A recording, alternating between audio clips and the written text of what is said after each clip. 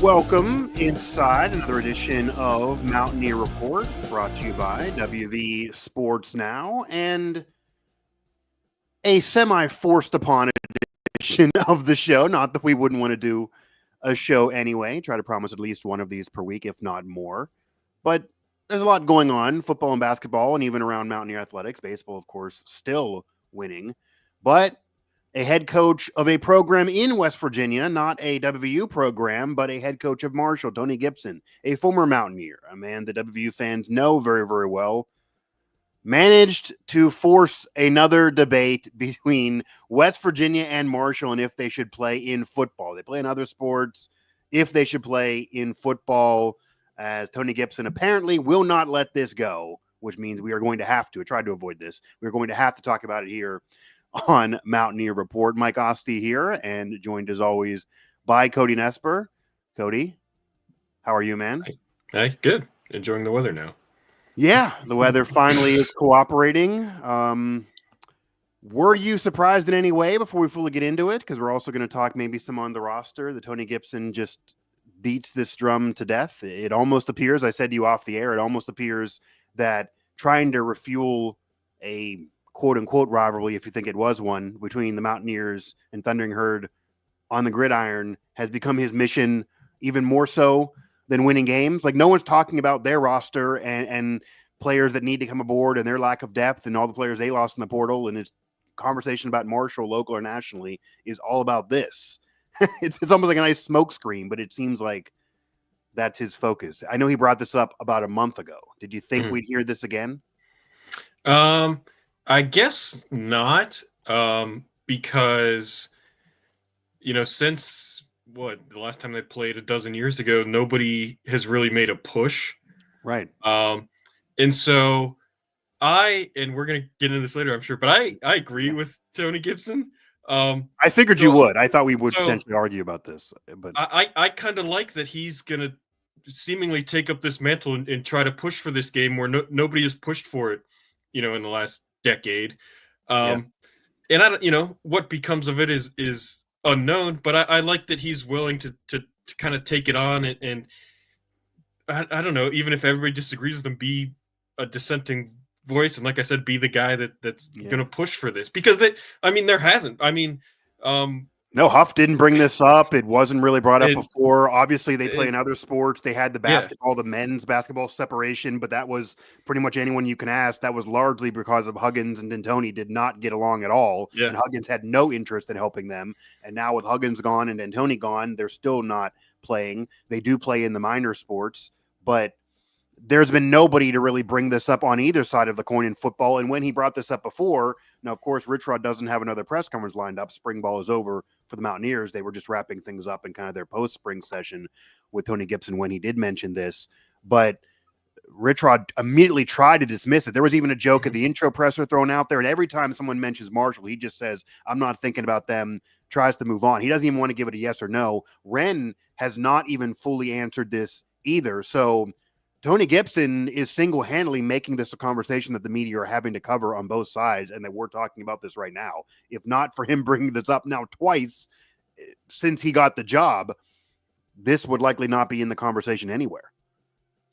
Yeah, and I think, I don't think it's, even if you're the most vehemently disagree with it and think it's stupid and it is never going to happen and should never happen, I don't even think it's a bad thing to have in the public debate in the state, because like I said, I could see that part. Like for 12 years, nobody's talked about it. Like I said, and even in basketball, like I don't know off the top of my head the last time they played, but it's been a while, and nobody really pushes for that game either. Yeah. And so I think, I don't know. I think it's of all the random sports debates that could go on, I think this is one of the most productive or one of at least the least destructive, right? That we could actually have and people on both sides could have disagreements about. Yeah, it does get toxic if you argue about it too long. Like I go back and forth a little bit sometimes on social media, but if you let that linger more than an hour, you're getting into some toxic conversations. And I will actually say, I do think the Marshall fans are the ones that get toxic in this debate. They get really mad, whereas the West Virginia fans mostly dismiss this. There are some that do want to play this, but they don't push it as much.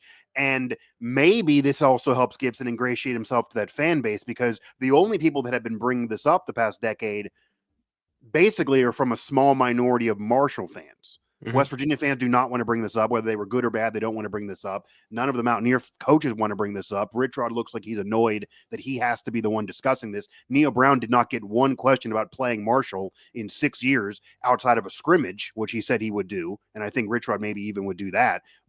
And we talked about the end of spring games and maybe doing that instead of the showcase event on our last show. But in terms of actually putting them on the schedule, this is, I mean, Ren Baker's talked about the schedule so often that it's almost annoying, and rarely does Marshall get part of that. He said he'll do the group of 5 as one of the games, but rarely do we even push the Marshall question. So it is interesting that Gibson's made this his mission. I do find it interesting, Cody, and we will fully get into this now. Gibson's an odd messenger. It makes sense maybe why he wants to do this, because he's been a Mountaineer lifer, so he maybe feels like this connects him to Marshall a little bit, because maybe some Marshall fans didn't like hiring a WVU guy, for example. But there's some hypocrisy there that I've seen some people dig. If you look at quotes from when he was an assistant or way back there, he was right on board with dismissing Marshall. Why ever play them? Beating them means nothing. There's a lot of quotes from him back in the day saying that stuff. So it is interesting now if he would be that guy. Cody Nespor again, Mike Asti here. Mountaineer Report, WV Sports Now, as we were talking, if West Virginia should play Marshall on the gridiron, and that really is the conversation, not in all sports, but in football in particular. Find us everywhere you get your podcasts. Mountaineer Report is available on Spotify, TuneIn, Google Play, Apple Podcasts, of course, and on YouTube here. Click subscribe and download to help us keep getting this show to you and find our coverage at WV Sports Now. So I kind of already knew your stance, and my stance is clearly out there now. So as we now fully get into kind of what Gibson said and the debate of this, why do you feel that West Virginia should play Marshall in football, and how often do you think they should play? Because that's also another part of this. There's not much room to do this as often as some maybe would have wanted a decade ago. Do you think this has to be an annual game, no matter how hard it is to put that on the schedule? How often would you be okay with, and why do you want to see this game? Yeah. So I think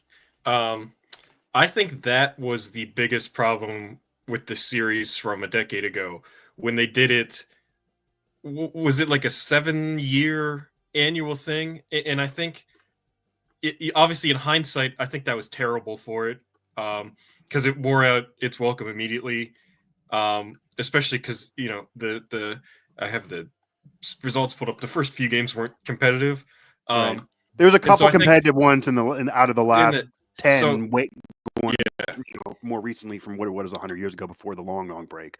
Yeah. So, when you go 7 straight years, it just wore out its welcome probably. And so I feel like if you're going to schedule this, I think it would be much better as one of these contracts they sign where it's not, hey, we're going to play, if we're going to play 3 years in a row, it's, hey, we're going to play this year, we'll play 2 years from now, and we'll play 2 years after that. Yeah, so from 2006, they played every year until 12. So 2006, 7, 8, 9, 10, 11, 12. The 2010 game was the one where Gino was there, and that was obviously a great tenure for the Mountaineer program. Geno Smith, Tavon Austin, and company. That was the game that West Virginia won in Huntington, but in overtime, and was trailing in the fourth quarter. Obviously, Marshall's never won this game, but that was the one they really should have won, and that would have been the game they would have been celebrating for the next century. They did not win it, though, and that was a really good Mountaineer era, arguably a better one to win then than if they would say hypothetically win this season. But they did have that streak, and obviously before that, you had the 97 game with Randy Moss where he had the touchdowns, but they didn't win. It was kind of competitive, but West Virginia ended up winning despite Marshall at that point becoming FBS off of the great FCS era they had, and then before that it was 100 years. And I just think, it's one of these things. I've I got into this a lot when we talked about spring games, but it's one of these things that is good about college football and is different from the pros and makes it special, where Probably WVU fans aren't going to think like this, but if you're just a fan of college football, like these games are fun, right? Like the North Carolina big schools sometimes go out and play App State, and Virginia goes and plays JMU, and stuff like Ohio that. State's played freaking Ohio. I mean, Yeah, and it's like I'm reminded, and Mike, you'll know about this, when the quote unquote big brother is the one that says no, no, no, no, no. yeah, right. It reminds me of Pitt basketball taking away the city game with Duquesne. Sure, it is similar, yeah. Where that was like, I mean, that was even a game people liked. Like, I don't think, and that's a better comparison, because a lot of people in Pittsburgh bring up the comparison of Pitt Penn State. In football, I don't think that's a fair comparison, because they're both Power 4 programs, even though Penn State doesn't want to play them and they kind of feel like they're the older brother. But Pitt Duquesne in basketball is a power versus a mid-major, and that is a much more similar comparison, I do feel. Yeah, and it's I don't think people liked, especially at the end, the Friends of Cole Bowl series, right? But people liked the city game. I mean, there were some years that Duquesne was so god awful that I don't know if no one went to the attendance didn't say people liked it. I think Pitt fans liked it because they were good, but that is a problem, that when you have a quote unquote rivalry with a mid-major group of 5, it's not as often they can sustain being successful for a long period of time. So even if they have a better year or two, which you could even argue has happened recently in this conversation, will they do that for a decade in a row like a power could, which does ruin, if you have a 7-8 year contract, they're not going to be good all of those years. That I think maybe is kind of what you're saying. Yeah. Yeah. And it's just like, I'm a bigger proponent of playing this game for men's basketball. It's easier to get it on the schedule. Yeah. And you went over the history. It's Huggins and D'Antoni didn't like each other, and basically both said, we're not going to play it. But that's a game like I feel like every year I get in arguments with people on Twitter about it, where people, the argument on basketball and the football side, I'll stay with basketball for just a second, but they always say, well, West Virginia gets nothing out of the game. And my argument is always, well, like this year they played North Carolina Central. What did they get out of that game? Right? Like they played, teams ranked in the 300s in KenPom. What, sure. Why is swapping one of those out for Marshall, worthless? In football, it's tougher because you get 12 games, right? And that's what I'm saying. You get 3 out of conference in the Big 12. ACC teams get 4. You get 3 out of conference. So Pitt annually, yes. I don't think anybody disagrees. Pitt should be played annually. Marshall, no. If you play Marshall 2 times a decade, is that something to complain about? Like, I think that would keep intrigue. I think that would keep the novelty of it. And here's, I'm going to say, the WVU fans don't want to hear this. Marshall winning would be good as a college football fan, because it's interesting. And then, hey, if Marshall were to beat WVU and then they don't play for 2 years, it would depend on when. Like, if you play 2 years, they win the first game, you can play the next year. If they win the last game, then you don't play for 10 years. I mean, that would be a little different, because with the brawl, you're taking a 3-year break, but then they're going to have a 4-year series again. But it would just, it's just interest, right? It's interest, it's storyline, it's drama, it's theater, it's all the things we love about college football. But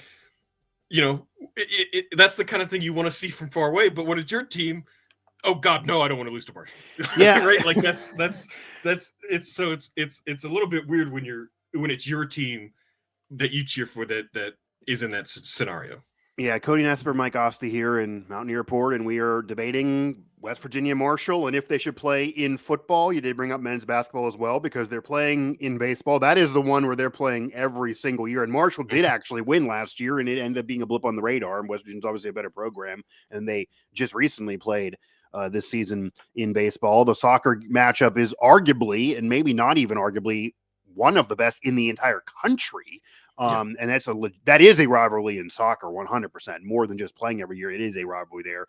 I don't remember if you were at this TBT, but there even seemed to be intensity and kind of a rivalry when the alumni played, and they weren't even all really alumni, because obviously there are people just thrown on those teams from other schools. But in the TBT, other sports, they do play. Men's basketball and football are the sports that certainly WVU fans at a power school really care about. They're the two that are down right now, kind of, and going through transitions, and they are not playing.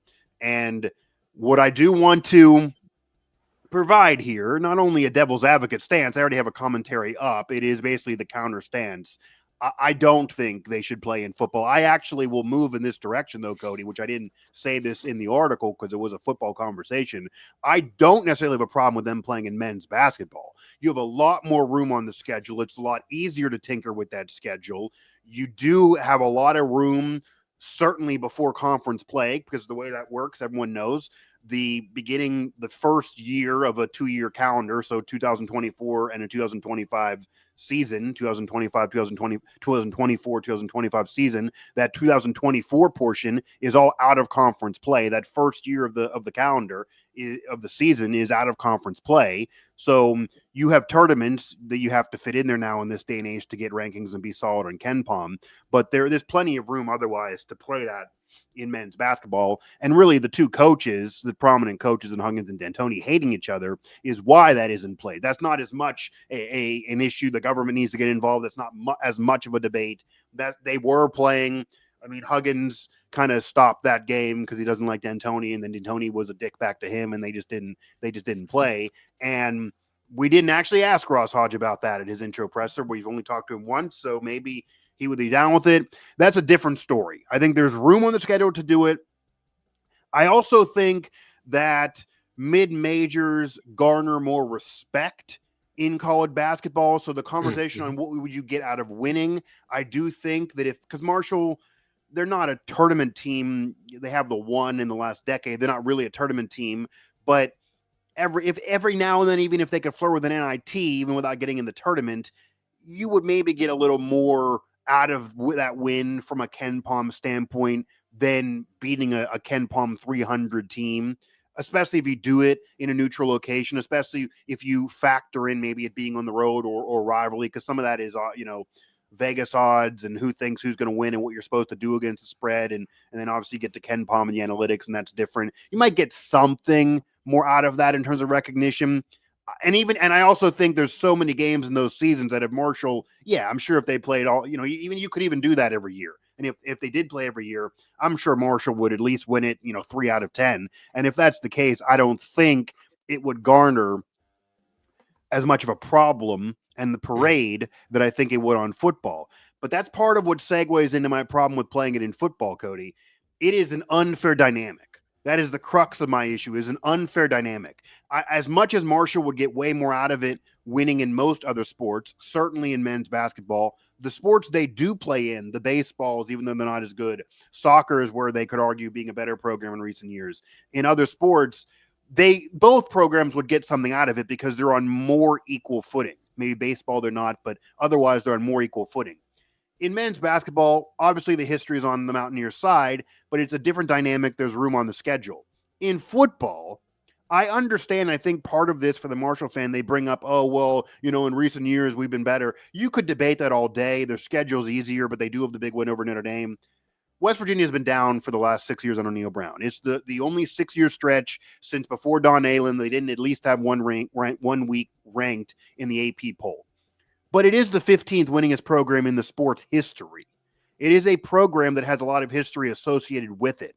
Marshall has only been an FBS program since 97. They were great as an FCS, but as an FBS, the recent tenure has not been that great. And even when they have a great year and win a conference title, then they have coaching drama and they don't even get that part right. Marshall's not like this perennial powerhouse group of 5 by any means. West Virginia will get absolutely nothing out of winning this game. And if Marshall won the game one time in a decade or one time ever, because most of the time in sports, if you see, this team wins, and then you see an overall series of 13-1, every other, match is a blowout, it wouldn't be that bragged about. Marshall would put it on the wall. They'd have a parade. Gibson would be a hero. They might induct him into their Hall of Fame, whether he wins or loses the rest of the schedule. That one win could be their literal Super Bowl, and the rest of their season really wouldn't matter. They could celebrate that win, and that would be it. Whereas West Virginia beats Marshall and then has a good or bad season. It doesn't matter. anyone on West Virginia who beats Marshall and then brags about it beyond that game, everyone would say, what are you doing? You're the power school. Whereas Marshall would brag about that to no end. And I don't see room on the schedule to acquiesce. There are only 3 out of conference games that are available for you when you're a Big 12 team. Again, some other conferences like the ACC, they allow 4. You get 3. Ren Baker's made it very clear, and I think he's right in this, and I think West Virginia's got it wrong the last decade. I've been very loud in this, that you got to play 1 Power 4 to make it respectable, likely that being a rival. They want to play Pitt all the time, but there's going to be a 3-year break. If they have these breaks, play Virginia Tech. That would be the second option for me, and that's a matchup that usually, whether it's Pitt or Virginia Tech, it's usually a similar program. Every now and then they're better than you. Every now and then you're better than them, and you can win some games. They can win some games. Even the Neil Brown era, West Virginia got to win. Like, that's just the way that rivalry usually works. And you'll get some credit for it because it's a power program. You got to play the FCS game, because I already had people say, well, just put them in there instead of RMU, St. Francis, who's going to drop off because they're not even FCS in the future. No, that's a non-starter for me. Power 4 programs around the country, 99% of them play FCS games. Alabama, Georgia, they all do it. Yes, it's a guarantee win. I get the fans don't like the game. I get they don't want to go. Ren Baker, whenever he's broached about, and you've seen this, whenever anyone brings up getting rid of the FCS game, he almost comes across like a jerk, because he literally responds like, I know everyone wants us to play top 5 teams. That's just not smart or logical scheduling. Everyone plays an FCS. We are too. Like, that's just the point of it. If everyone's doing it, you're going to do it. They need to have a similar schedule to what everyone else is doing around the country, not what they were when they were playing 2 Power 4s, the 1 FCS they did get in, and then not even a group of 5. And then you add in the group of 5 game. And we've seen that plan work. Even TCU on a 4-team playoff without a conference title, they had a really weak out of conference schedule. They had only 1 Power 4 that was Colorado before Dion, but it was a Power 4, and it was a group of 5 and an FCS, and they got in. And that's all you need to do. You don't need to do more of that, more than that. And if you want to maybe have Marshall be that group of 5 team once in a decade, maybe okay, I can see it. But the crux of the issue is there's not much room on the schedule. The dynamic is very unfair. You wouldn't gain anything out of it. It's more important on what you gain out of the games in football than the other sports. And they are not willing to acquiesce, to me, to anything within reason. They want treated financially or how this would be scheduled like an equal. Cody, it doesn't matter whether they have this Notre Dame win or West Virginia's been down. That's almost insulting if I was getting that phone call from Ren Baker.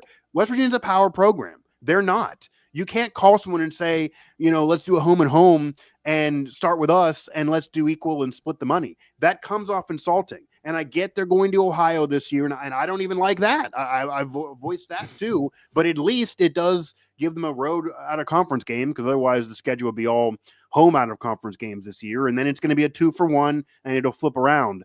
But Marshall's not being reasonable.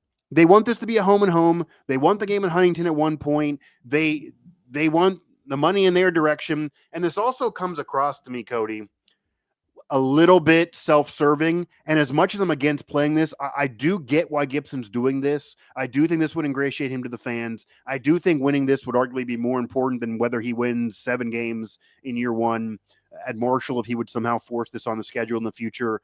And I do get that they have nothing to lose. Like, if they play the game and lose by 100, everyone would say, well, that's how it's supposed to be. If they win and then lose the other matchups, but win one of them in a decade, he would be a hero. They would be a hero. Even if he's fired in 2 years, he would be a hero and remembered forever. That's his mindset. It also would help them in attendance, because they struggle with attendance. So my issue is kind of a 3-prong attack while I'm against this. There's not tons of room on the schedule to do this as often as they want. It's insulting the way they want to do this because of the history of the program, and that one's a group of 5 and one's a power. And it's a self-serving, unfair dynamic. I just don't think it's West Virginia WVU's problem to help them in any way. Yeah, so it certainly needs to be, scheduling-wise, it needs to be a 2-for-1, right? 2 in Morgantown, 1 in Huntington. But that's not what's broached by them. They have never agreed to that. Well, in the since they last played, that's, I think, been the sticking point. Right. That's been out in the public is, Marshall wants home and home. WVU's even talked about that publicly. Like, that is what they get. They get told they want to do the home and home. Yeah. And so, when you talk about like the point where like West Virginia gets nothing out of it, I don't know, because I think like David did beat Goliath, right? And I think it's funny to imagine Goliath being like, "No, we're not gonna fight. I don't get anything out of beating you. We're not gonna fight." Right? We're still hearing about David beating Goliath, though. Centuries later, we're still hearing about it. So like, it's. I don't know if this game will ever be played again. I would like to see it. I know logistically it's tough. I know, sort of sentimentally, it's going to be a lot for people to get over. But I have, and hopefully you can agree with me on this, Mike. I don't have a problem with Tony Gibson if he wants to be the guy to take up the mantle to push for this. I get it in his perspective. I get why he's doing it. It's annoying to me. Because one of my favorite coaches to watch from afar, because he's very entertaining, Pat Narduzzi. He's entertaining as well, yes. What does he do every preseason? Every ACC Media Day, he'll take a shot at Penn State. Right. Yeah. Right? And I like that.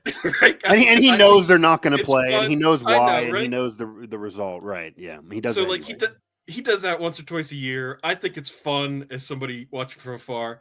If Gibson wants to do that, and like, right, because we're in the off season, if he just wants to once a year talk to the Charleston Gazette-Mail and say, yeah, they won't play us, or that, like, I think that's decent theater for college football. I think that's decent. Like, and so, like I said, I don't know if this game will ever get played again for a lot of reasons. I hope one day it would be, but I don't have an issue with Tony Gibson being the guy to take up the mantle and push for it, because, like we said, nobody has been pushing for this, football or men's basketball, and we see it. But you are on the 2-for-1 side. So, my counter to you would be, because we talked off the air and how somebody needs to ask Gibson whether you would do a 2-for-1 instead of the home and home, and no one's asked him that yet. But my counter to you is, if someone would ask him and he pushes back and says, no, we got to be fair to the state and do home and home, would you then move off and be like, Gibby, I can't play the game then? Because that's where they've been. It's not a crazy thought. That is where they've been as an institution. Ren Baker's even kind of alluded to this at his intro presser. Like, that's what I've heard brought to me. They want to do this, and we have to, he tried to dance around it. But I feel like the first part of this, we're debating it now because it's the off season, it's a show. Yeah. He's a head coach. He brought it up. But there is the reality of this, that this debate is almost pointless outside of the fun of the show unless they budge off the home and home requirement. There is no word on them budging off of it to this point as we're talking. Yeah, so that's what sort of the next step journalistically in this story needs to be, is somebody needs to ask Tony Gibson. Needs to freaking ask this, yes. Are you willing to do a 2-for-1? And if he says yes or no, then somebody on our side needs to ask Ren Baker, hey, Tony Gibson says they're willing to do a 2-for-1. Is that something West Virginia would ever consider? Right. And like, that's because then you have the comparison with Ohio. You just did it with Ohio. They're on the schedule. That's more of an even comparison. So before we get into actually sort of seriously talking about it, those are the questions that need to be answered. Is Marshall willing? Right, and that's negotiation, that's compromise, right? But how far would you go to it? Like, if you're on WVU's side and Ren Baker gets on the phone, maybe calls Marshall's AD and is like, look, Gibson's not going to let this die. Rich actually is friends with him. He wants me to call. Let's try this one more freaking time. He's now a coach. He wasn't there before. Would you do a 2-for-1? We'll try to make it happen in 10 years. My question to you then would be, if they come back at you and say, no, it's home and home or nothing, would you try to fight them, or would you say, guys, that's it? Like, we're not playing it. Would you try to counter and be like, please play it because it's the state, or would you just let it? Because that's a serious question, because there's been a lot of reporting in the last decade that West Virginia would have been willing at different points, but then they counter with, we got to do the home and home. Yeah, no, well, and then it's dead. Obviously, West Virginia's in the seat for any negotiations on this. If they, I think we all agree reasonably want a 2-for-1, that can be the non-starter in these negotiations, which has been. And so, no, I mean, that's what I was saying. Like, obviously, if Marshall really wants this to happen and really wants to get traction on this, Right. And maybe Marshall doesn't, right? Maybe it's just Tony Gibson getting a headline, and It that's all he could wants. it could be. I think some fans kind of even like this dynamic. But if we don't play, we can't lose, and then we can just say you don't want to play us, right? Yeah. But if this is serious, if this is actually like Marshall would have to make that compromise and be willing to do 2-for-1, right? Or let's say, hell, let's just say, hey, we're going to do a one-off just to see if anybody cares about this, and we'll play it in Morgantown, right? Like that in Morgantown though for the one-off. That's Morgantown. Like those are the steps of this negotiation that's going to have to happen, because we know West Virginia isn't going to budge. They haven't budged for 10 years. They don't want the home and home. And so if this is serious, if this is real, those are the things Marshall's going to have to do. Otherwise, if Tony Gibson just wants to get a headline once a year, that's all this is, and it's smoke and mirrors, and who cares? Yeah, I mean, to be fair, I guess to Gibson too, at least on his recent comments by the Charleston Gazette-Mail, he was asked. Prior to that, he was bringing it up on his own. So far, he has 2 headlines since being the head coach, and his only 2 headlines that have gone anywhere beyond Huntington have been about playing West Virginia. And again, Cody, on multiple fronts here, I don't think they should play. However, I agree it's smart by Gibson to keep bringing this up. Mm-hmm. I do think there's no downside for him to not only bring it up, but also even if they would somehow end up being pigeonholed and having to play if they secretly don't really want to, it's no big deal if they would play and get blown out. They can come back and say we're the Group of 5 school, and they hadn't won it before. I think all of this is an advantage for him to bring this up, and I also do think this counts as a smokescreen from the fact that he is dealing with a pretty difficult situation to try to overhaul a team despite having won last year and to get a fan base excited again. Many people down there are kind of upset that they finally got something going with Huff, and then that got destroyed. They had a lot of portal work that was going in and out throughout the last several months, and there's a lot of misreporting nationally on what's going on with West Virginia. No one's talking Marshall nationally, but every now and then you'll see, whether it be Barstool or Bleacher Report or mostly a digital platform, or anyone will throw up a little article like Gibson says this about WVU. Should they play them? Should they not? They'll actually feed into this sometimes nationally. Otherwise, they're not talking Marshall at all. So all of that makes sense for Gibson to get in there. There's really no negative. However, I would be very surprised that Marshall would ever cave off the home and home, because they've been sticking to their guns for a long damn time. And part of it is also because, West Virginia is going to play Ohio on the road, and then, of course, that'll be a 2-for-1. And if you're going to play Ohio, why not West Virginia? I know their stadium's smaller, which Gibson did bring up. And that's the sound argument that Gibson does have outside of the counter argument against him that I'm giving, that it doesn't really benefit the Mountaineers. But the other end of this is I also feel like there's a incentive for Gibson and Marshall to want to force this, because they have an issue with attendance. They can't get people to go, even when they're winning. So they know that if West Virginia's down there, they're going to get a sold-out crowd. The difference is, while the Mountaineers have been down for 6 years under Neil Brown, and the attendance is not what it was during the Geno Smith or the Pat White days, or certainly even before when they were good, they still have a minimum bar number that is way better than Marshall. They're going to get a certain amount of people there no matter what. They don't need Marshall to do this. They don't need Marshall like Marshall needs them. So that is what I get annoyed by this.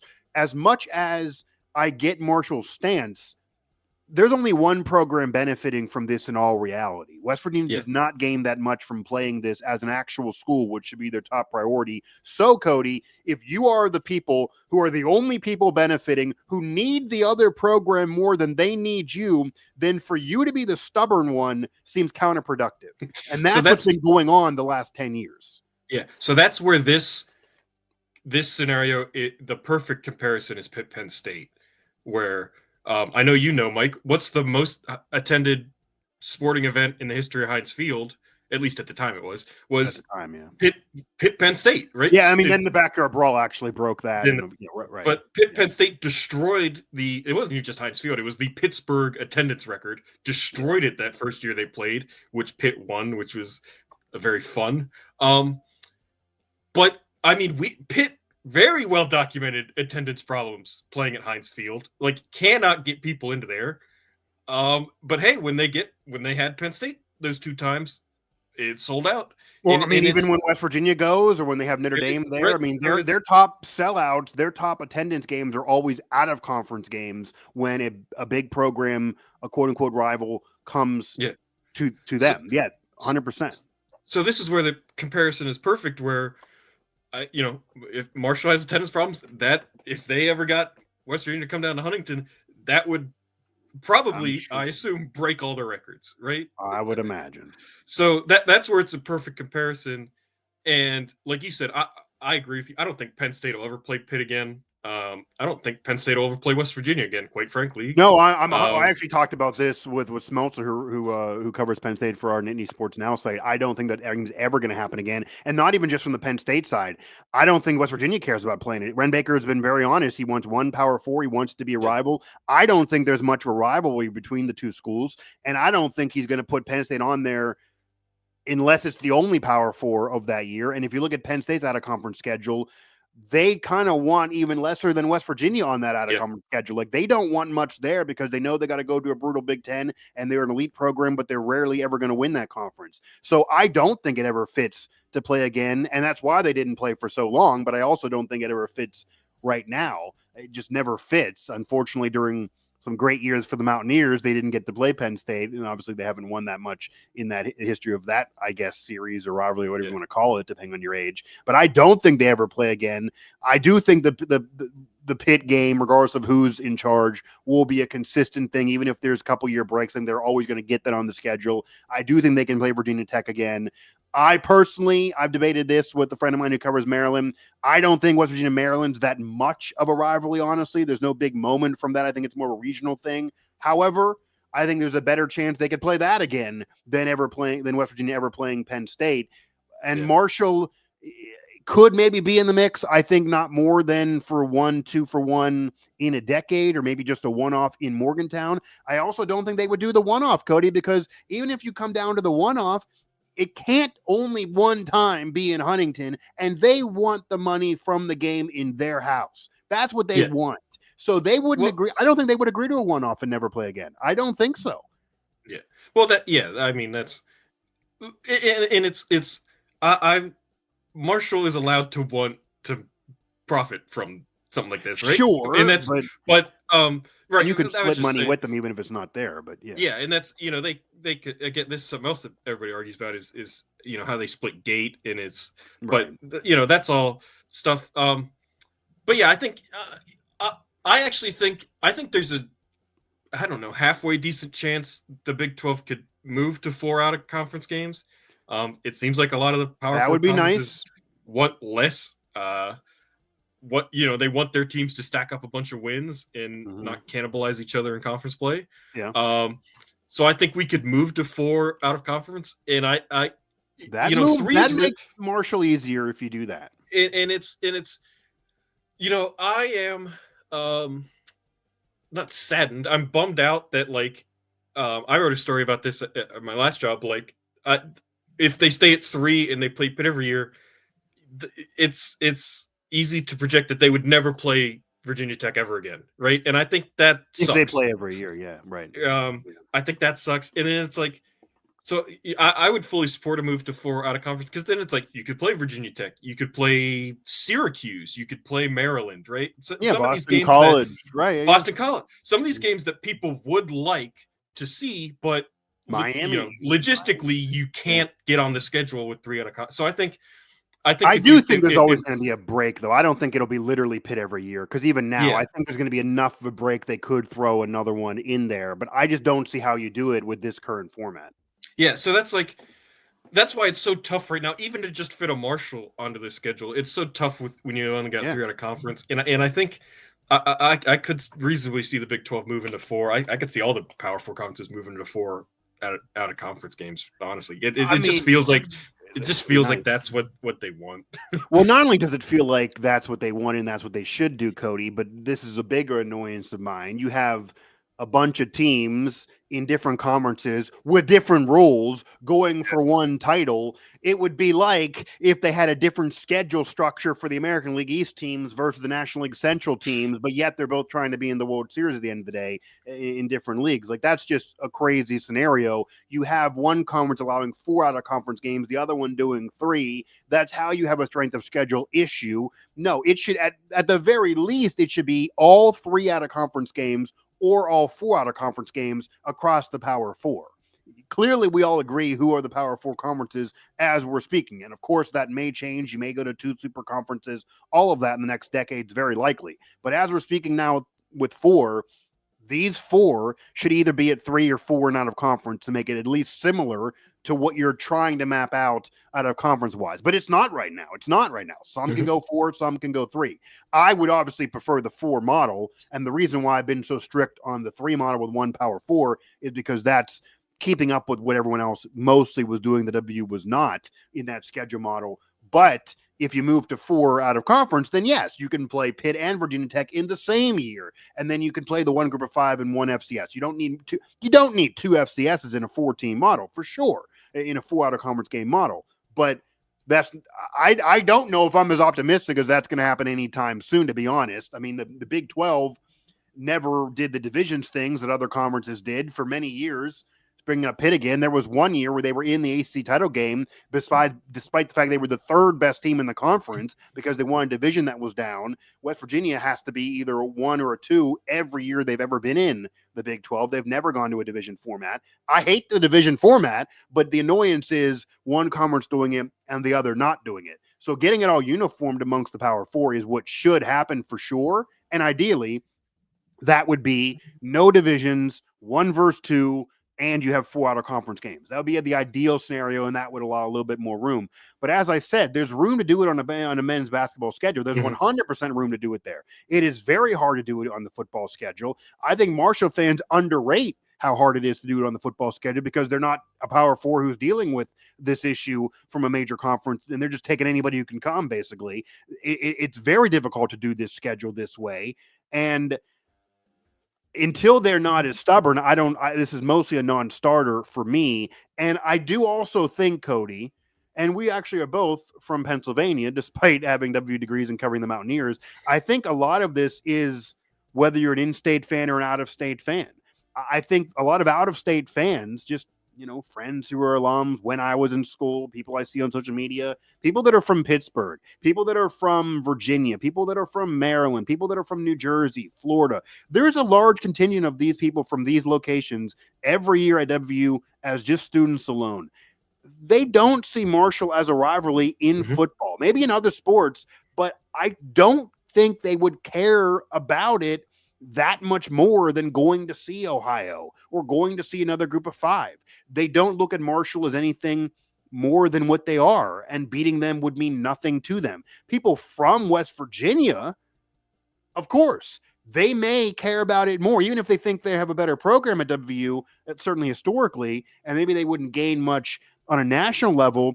People from West Virginia, certainly from Charleston, from Huntington, they would care because they would brag to their friend. They went to high school. Some of the class went to WVU. Some went to Marshall. It would mean more to that contingent. And that's a large contingent, of course, if not more than half of the student body.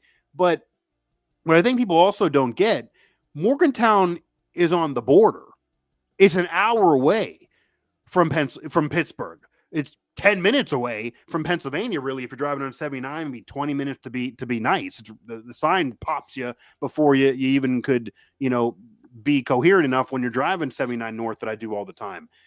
If West Virginia University, Cody, was put in Charleston a century plus ago, I think a lot of this conversation would be different.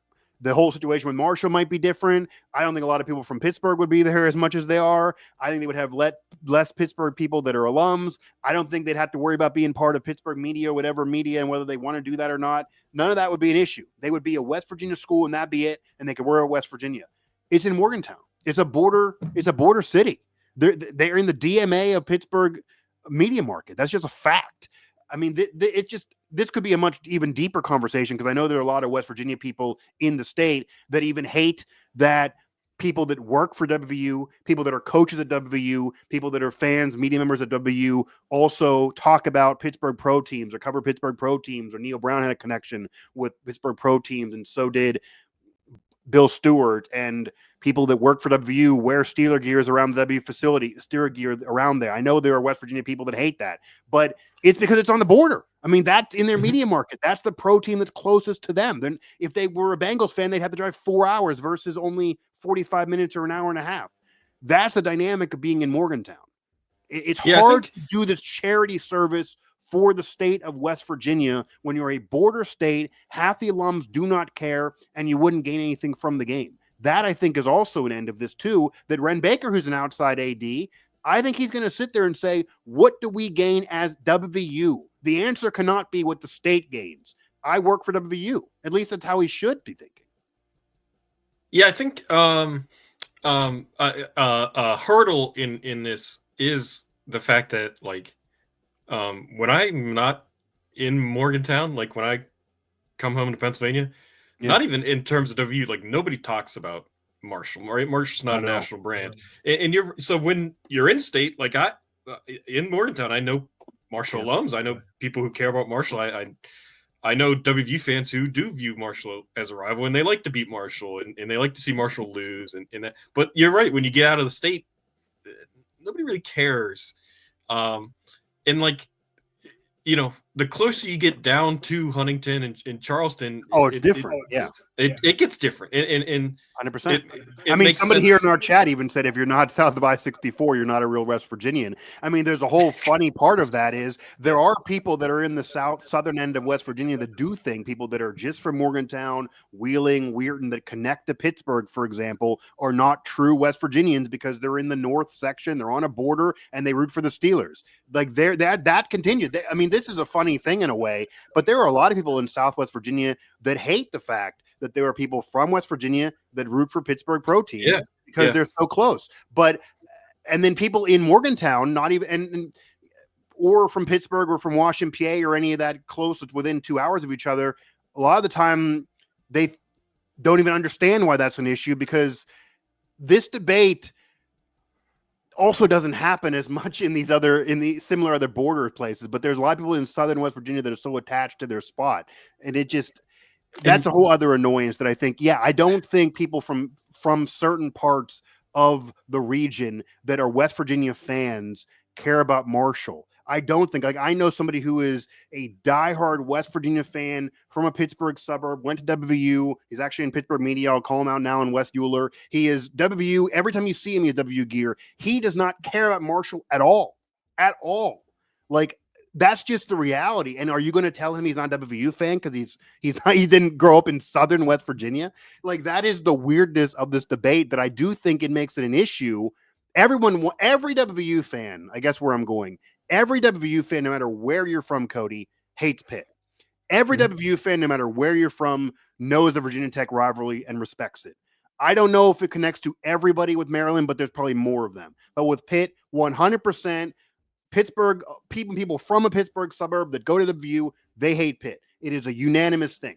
That is not the case with Marshall. If you are not from West Virginia, it's just not on your radar at all. And that's part of this. How can you force a game that half your fan base doesn't care about? Yeah, and I think I think I had lost what I was thinking. Oh, I remember. We're never going to talk about this again, so I want to bring it up right now. Okay. The section of the fan base that is like, you can't be a WVU fan and root for the Steelers. Oh man, I see it all the time. I see it all the time. I see it so often, it's outrageous. What does that mean? Like, come on. Like I said, we're never going to talk about this again.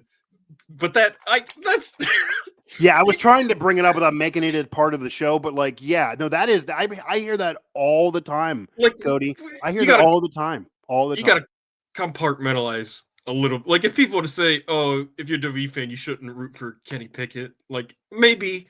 Like, I could see that. No, there are. You can't root for the Steelers at all. Yeah, no, there are 100. I hear it all the time. There are West Virginia people, and they're almost all from West Virginia. None of them out on the outside care about this. But West Virginia natives who are WVU fans often think that by hating Pitt, the school, you need to hate the entire city, which encompasses the pro teams, understanding that there are no pro teams in those leagues in West Virginia. So the real hypocrisy is sometimes people saying that are fans of, say, the Cincinnati Bengals when there's a Cincinnati school in your conference right now. But again, no, that goes on very frequently. That is a gigantic thing. And the funny thing is that is something that is not even understood nationally, but 100%. I hear it all the time. I mean, I'm from Pittsburgh. I'm in Pittsburgh. I cover West Virginia. I hear it all the time. It is a common thing. I even get like, Pittsburgh guy talking about like I'm a WVU alum as covering this, but I hear this all the time. And the real thing that no one ever has an answer for. Do you realize, not you personally, Cody, but anyone who has that opinion, people that live in Oklahoma, for the most part, are Dallas Cowboy fans? How often does a Texas fan tell an Oklahoma fan, you're banned from rooting for the Cowboys? Like, Oklahoma fans would say, I don't think I care whether you approve of this or not. This is the team I'm rooting for. When you're in the Pacific Northwest, the Oregon Duck fans often root for the Seattle Seahawks, but so do the Washington fans. Like that, just there's only so many pro teams. there's hundreds more of college teams. You cannot just go to the team in your city because there's no Morgantown professional team outside of the Black Bears and those teams. There's no NFL team in Morgantown. If there were, maybe we would have a debate.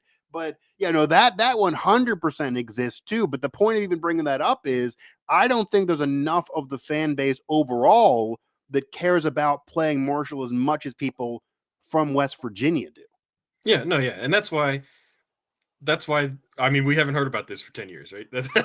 I mean, every once in a while, somebody brings it up, but that's why there hasn't been a real push. And that's why I keep saying, like, I'm fine with Tony Gibson if he wants to do this. Like, I don't think it's, unless he makes this like a big freaking thing and is talking about it constantly and it just gets belligerent about it. Like, I don't think it's bad to have I'm not exactly old enough to remember, but I think Joe Manchin was kind of the driving force of the original series.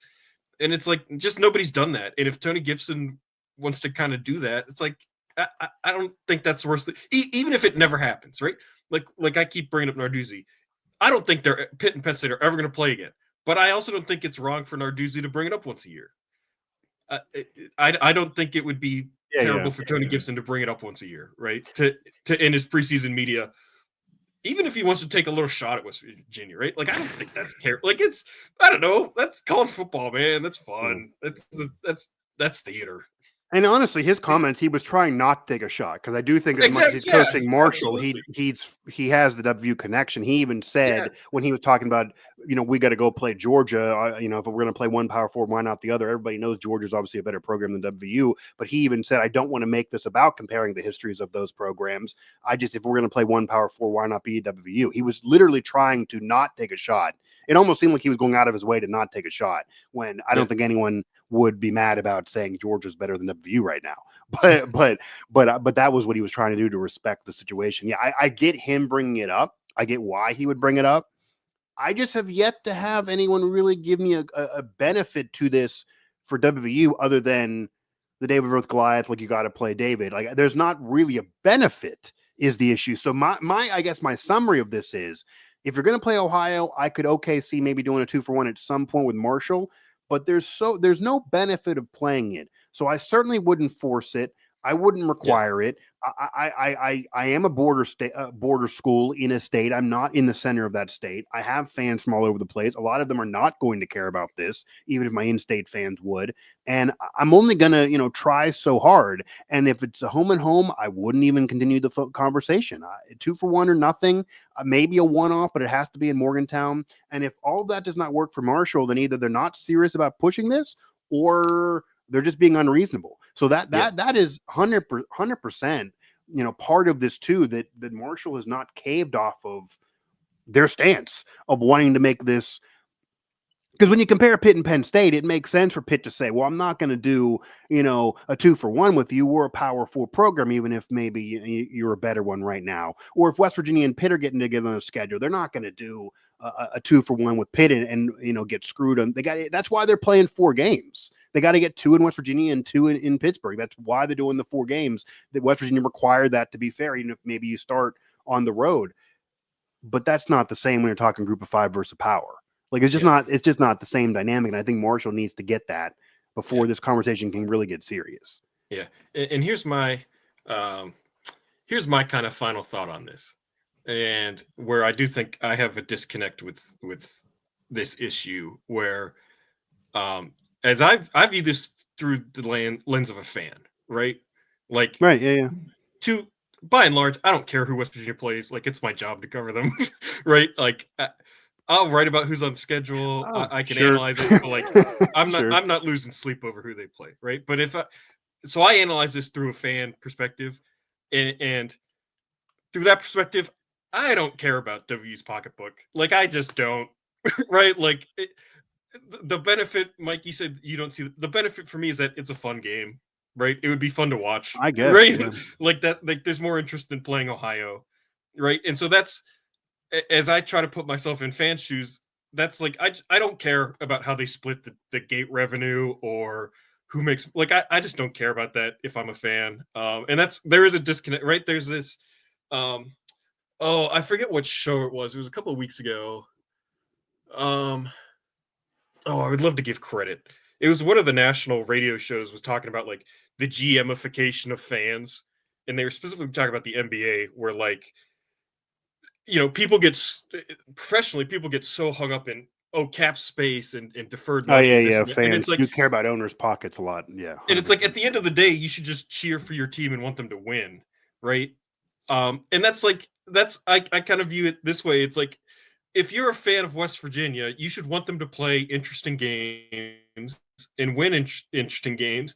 And you shouldn't get red in the face arguing with people about gate revenue and how they split it with Marshall and how much money West Virginia would or wouldn't make. And it's like, just, that's my view of this is like, it would be a fun game, right? Like I'm not going to argue until I'm blue in the face about it. And I'm not going to boo-hoo about money and all. And that's when I got into it with fans on Twitter during the TBT, that was my part. And that was more about basketball, but I was like, I don't know. It'd be fun. If you can't meet me halfway and just say it would be a fun game to watch, and you're going to get so hung up on money and this, like, we're never going to see eye to eye and we'll just disagree on this.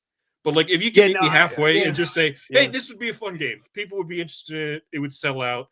It would be fun to watch on TV. Like, if you can meet me there, like, okay, we can have a discussion about this and we can get into the logistics. But if like I said, if people want to get so hung up on money and what does this do for their strength of schedule and the RPI, and it's like, I don't know, man, just watch the games on TV. Like, root for the Mountaineers, hope they win and watch the games. Like, I don't know. It's not your money.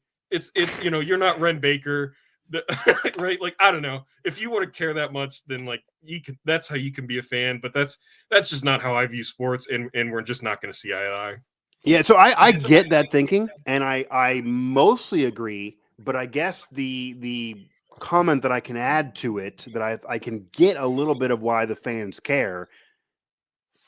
It would be disrespectful to the West Virginia program to do a home and home and split the gate halfway with Marshall, even though maybe you as a fan shouldn't care about that. That would perception-wise come off like West Virginia's small potatoes. Why are they talking about Big 12 titles? They're splitting a gate with a little group of 5. What the hell are they doing? Like, you know what I mean? Like, it would just, the perception of that, I don't think Ren would even want that perception there. I think that perception would, you're West Virginia. You feel like you get disrespected all the time nationally, all the time. I mean, to the point that, Cody, I'm sure you've noticed this transition. Ren Baker was an outsider. Through the years, it feels like he is starting to wear, I'm feeling disrespected by this program getting disrespected. He starts press conferences reading history. Like, most people do not do that when they're AD of a program. So I think that West Virginia fans are just very guarded in what the perception would look like. And that perception would look negative. It would look like they're not an elite program because even Pitt, who they think they're equal with, would not ever consider splitting a gate with a group of 5. They will go and play them. They've been on the road and even play them, but they do the 2-for-1 thing. They're not going to give half the money to those schools. And That would just be an embarrassing situation to have. And then the other part of that, when you mentioned strength of schedule, the reality is strength of schedule does matter, though. So as much as maybe a fan gets too bogged down in it, saying what would they get out of it strength of schedule wise does matter. We've seen, that is a thing more so now than ever before in both football and men's basketball. And I really think it should be there. Otherwise you just can, that's my whole issue with UCF trying to claim years ago. They didn't play at 89 strength of schedule or 86 or whatever it was. You can't just roll an easy schedule and say, well, they're fun games because they're close geographically to us.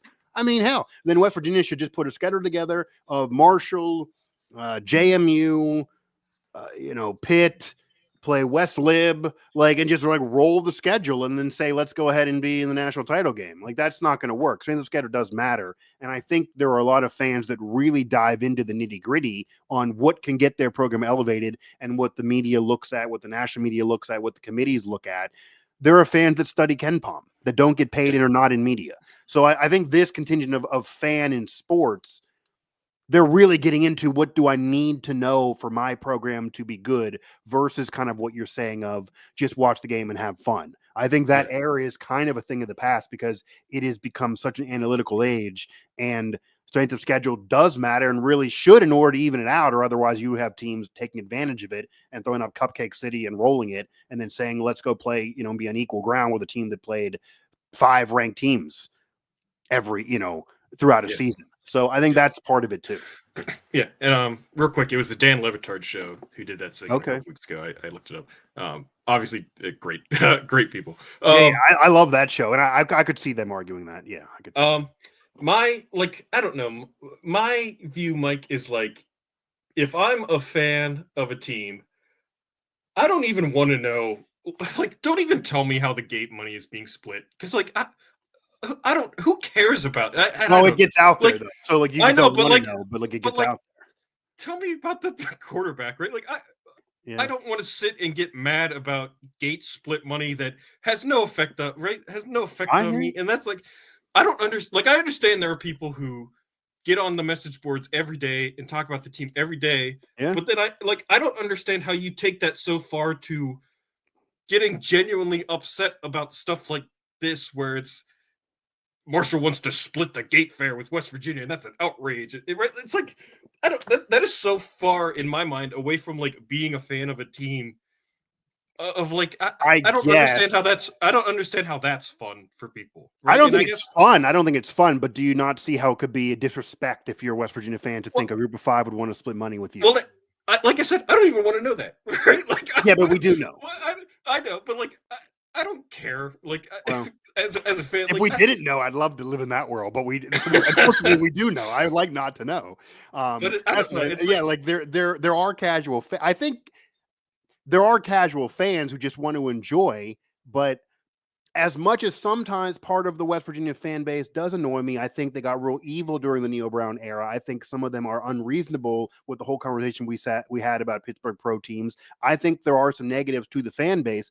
However, I will kind of go with what Kuz just said in the chat, kind of alluding to this.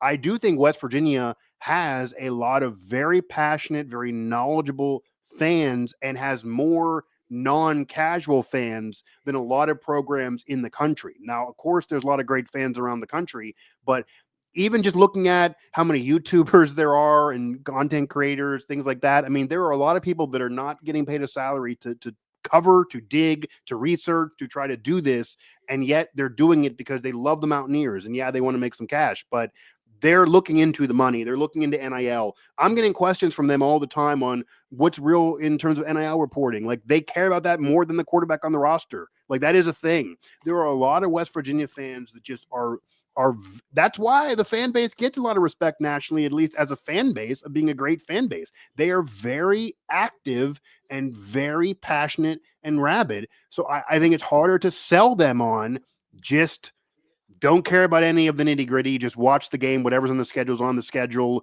The QB will be out there whenever the game starts. Don't obsess over things. I don't think they're going to do it. That's just not the fan base.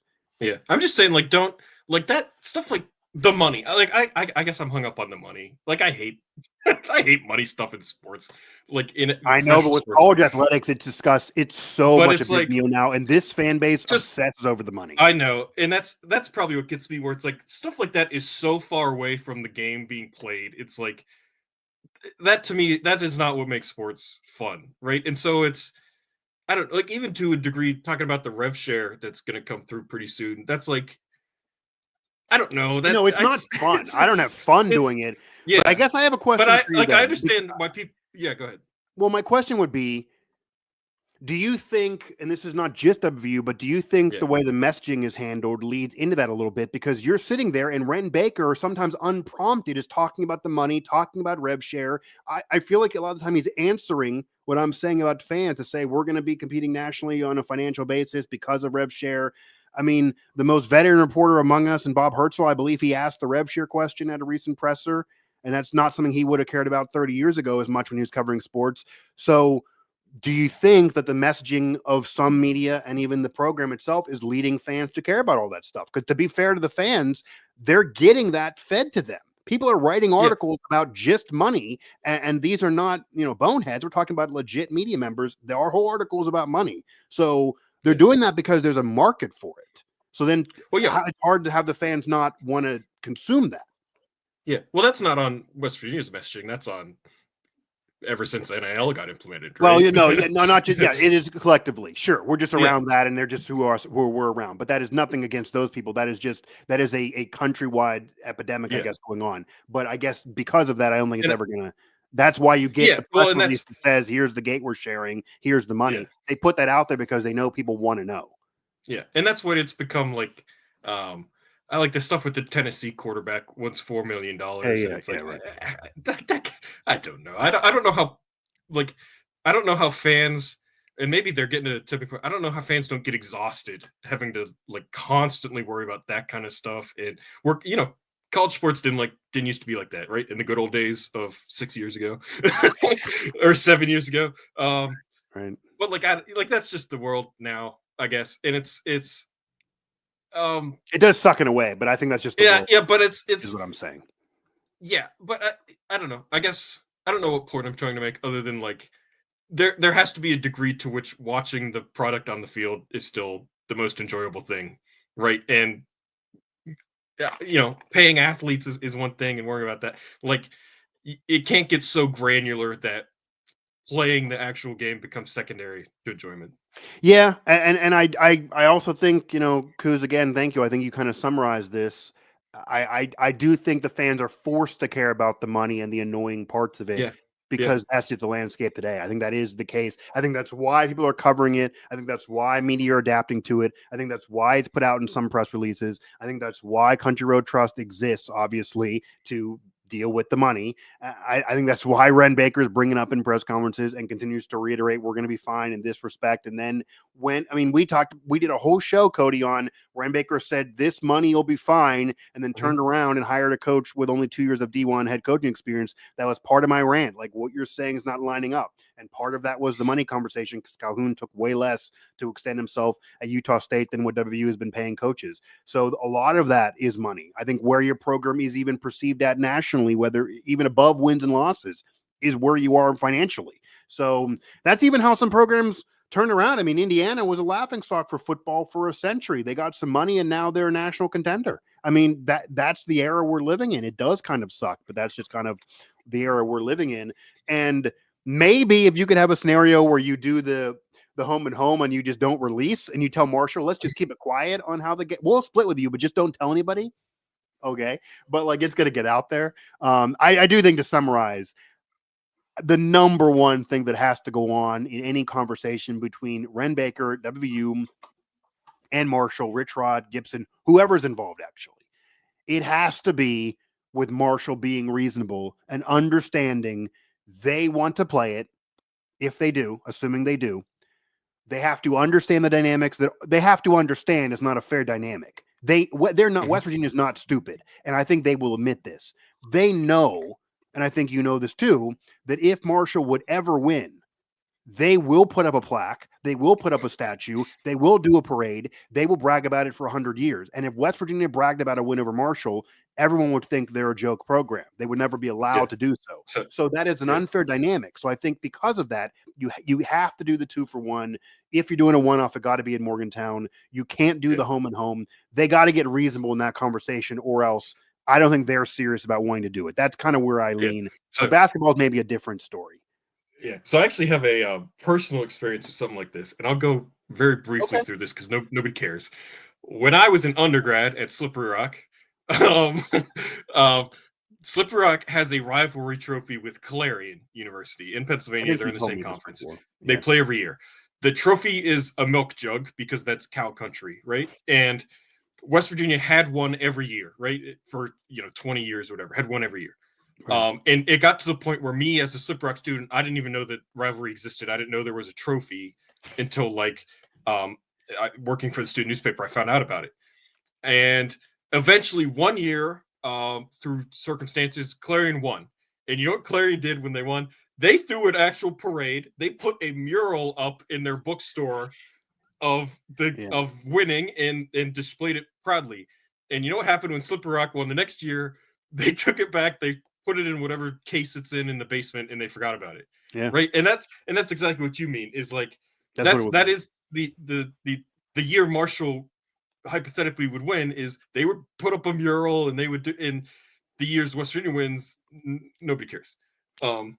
That's just the dynamic that exists. Like even with downtime, when West Virginia won the Black Diamond Trophy, it's a big deal. Fans still talk about it. They displayed the trophy, etc. It'd be cool if they had a back air brawl trophy in some way. You can't. You almost are not allowed to celebrate your win if you're West Virginia. You know what I mean? You wouldn't be able to perception wise. So I think that would suck. Like if you're Rich Rod and you're getting the troops ready, you would basically have to sell to them it's a state bragging rights. And then what if a kid turns around and says, I'm from Florida, I don't care. What would you say if you're Rich Rod? Try for me anyway? Like it wouldn't give you the gusto of beating Pitt or beating Virginia Tech, and it wouldn't do anything for the program. I could get, if you're going to play Ohio, why not play them? I could get different things. I also don't think, because some have brought this up too, that they think West Virginia should almost be the stewards of the state and needs to owe it to Marshall to give them a good attendance once a decade and to help them out as a program. I don't think West Virginia owes anything to Marshall. It is not their problem if Marshall cannot sustain themselves even when winning. But your exact example, West Virginia would have to put the trophy in a closet, whereas Marshall would have a parade. And that's a dynamic that it's hard from a WVU side. Because I'm trying to put myself into the alum and the student side as well, or the fan side beyond covering it. It would be hard to be excited. Like when I was in school, and actually they did play when I was in school. So when I was in school and they were playing Marshall, West Virginia was a great team. I'm from Pittsburgh. I'm a student at WVU. I certainly knew about WVU growing up, even though I was not from West Virginia. The Marshall game just was not on my radar like the other, like the brawl would be, or like Virginia Tech would be. And I can't even say I cared about it more than some of the non-rivalry games that were on the schedule. It just was another game. Like I just didn't grow up with any Marshall fan talking crap to me. Like I didn't have that little brother to bother me in Pittsburgh. Yeah. And that's where, playing it every year for 7 years, I think was a big detriment where, you've got to have novelty to it. You've got to have scarcity to it almost. Right. I agree. And I do think you said West Virginia couldn't celebrate. I know fans would talk smack. I know a lot of fans on Twitter would talk smack to Marshall. They would talk smack probably. I don't know if they would talk as long, and I wouldn't do it next year. And I don't even. I mean, do you really? I don't know. I mean, they would talk smack, but like, do you think a Pittsburgh-born WVU alum is going to talk smack to Marshall for more than an hour? I don't know. I mean, that's what I mean. Like, I think people talk pretty good smack about the baseball and the soccer. I guess matchup, that does. And I mean, the TBT, people got real mad about the TBT when they, if you remember some of those hard fouls. Those are good. Yeah, so those are nice because this is also when the football game gets brought up occasionally. To have it in the other sports, it does help the argument for Marshall. There is intensity there that's a little different than just a regular game. But as I said at the open, I think they're more equal in those sports, so it also Yeah. helps a little bit. It's not like the football dynamic that exists. So, but yeah, no, it does become something in I mean, those sell out. Those are great attendance numbers, soccer, baseball, whatever. So, and Daniel brought up in the chat just for men's basketball was play the game in Charleston right before Christmas break. I think a great idea would be, they keep having this event at the Greenbrier, which I believe is West Virginia playing in that next year, Mike? I believe so. The Greenbrier? I mean, they're playing the Charleston Classic, but that's in South Carolina. Yeah. That's in right. South Carolina. Yeah. Maybe Pitt's in the Greenbrier one. Anyway, Pitt did play in the Greenbrier, I believe. Okay, then that's what I'm thinking of. But yeah, so if the Greenbrier, and everything I've heard is it was a good event and people liked it. Right. I think schedule WV Marshall men in the Greenbrier thing that they're going to keep doing that would rule. Like that'd be a lot of. The problem is you can't sell as many tickets as people would want for that, right? Right. But that would be I mean, right before Christmas. If you could do something like that, that would be awesome. So yeah, Daniel, 100% that would rule. Yeah, I mean that's also why it's a little easier to acquiesce a little bit in men's basketball because you could say like, okay, we're not going to do your place or my place, we'll do it at the Greenbrier. Like, let's compromise that way. In football, I mean, you got the two stadiums. Like, you're not like you can't say, let's play this, somewhere else. Like, that this is Morgantown is the big show of the state. Played it on Wheeling Island. Yeah, you can add some. Yes, I mean, and I think the other issue too, which West Virginia fans would say, and West Virginia would say, maybe as a school, that anywhere that's not their home stadium, meaning of the Mountaineers, wouldn't be as big. So if your argument is like you're even saying now, you're going to have so many fans you can't even hold it. That Ren Baker, WVU would probably say, well, what do you mean? You're going to play somewhere where we can't even bring most of our fans because you can't even hold us. Like let's just come to Morgantown. We can hold everybody. And then they're going to say, well, I want the money. Like that's where the money ends up coming up. So maybe you can compromise something here, but yeah, Pitt did play at the Greenbrier though. I think it was either last season or the year before. Yeah, I think it was this year. I think they played Wisconsin. Which is weird to have them there and have WVU not there. Like I remember that did kind of feel odd to me. But I've heard it's weird. It's one of those ballroom type things. It's weird to watch TV. I know a bunch of people that went and said it was like really cool for a Division I game to be played in there. But again, like it's not a lot of seats, so the ticket wise, I don't know if they would agree. I mean, they've done cool things with Division I basketball. I mean, they played on an aircraft carrier. Like they've done cool things like that. Yeah, you can do that, but you can't really have that much fun in football, obviously. Yeah. And if you could play, I mean, the closest pro stadium would be Acrisure. It's not like you can play Marshall, West Virginia at Acrisure. That'd be pretty bizarre. So, like, you know what I mean? Or even if you want to go down to where the Bengals play, or in in Maryland, where DC played, where the Commanders play, like. They did that. They did that with Maryland. Like you can kind of do that scenario, but that doesn't work with Marshall. They played BYU out there, didn't they? Yeah. Yeah. I mean, I would be down again. I think you can fit this in, and it can be much easier to do. And I do not think the argument of it doesn't benefit us, the schedule, etc., is as valid in basketball because you have so many games. If the committee, if the Ken Baum would say, well, you don't gain anything from that one win. Okay, like we're going to have the Big 12 schedule, which is loaded in another month, and we'll just pick up, some chances at solid Ken Palm in those games. And even if you lose to Marshall, I don't think it would be as much of the end of the world. But one Marshall football win would be celebrated forever for sure. So I think it's a little different dynamic, but the football dynamic, Wisconsin, Pitt, LSU, and UCF played there. So that's kind of interesting. Yeah, at the Greenbrier. It would definitely be cool to see West Virginia there. It would be cool to see West Virginia Marshall there for sure. I don't see how this works in football unless they maybe do a one-off and it's in Morgantown. They do the 2-for-1. I don't think they're going to come off any of that stuff. I get Gibson bringing it up, and it prompted this show and others and my whole commentary. But it is a little annoying, and I don't want to hear this every week from Tony Gibson, which I'm scared we're going to. You know what was interesting, Mike, and this will be real quick at the end here. I watched the latest Final Forecast episode where they announced Kedrian Johnson was joining West Virginia. And it was kind of funny. John Flowers actually talked about how much he liked playing Heard That in the TBT. Yeah.